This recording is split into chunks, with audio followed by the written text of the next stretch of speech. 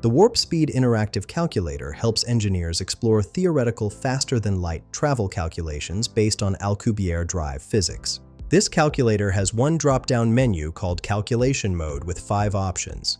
Calculate warp factor from velocity. Calculate velocity from warp factor. Calculate energy requirements. Calculate travel time and distance. And calculate exotic mass energy density. For this demonstration, I'm selecting Calculate warp factor from velocity. Let's work through an example. After selecting our calculation mode from the dropdown, we click the Calculate button.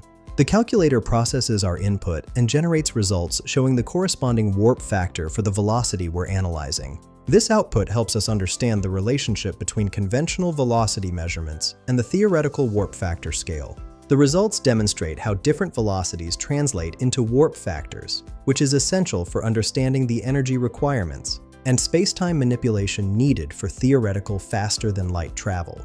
These calculations are based on general relativity principles and help engineers visualize the mathematical relationships in Alcubierre drive theory. This tool bridges the gap between science fiction concepts and actual physics calculations. Find the link in the description below.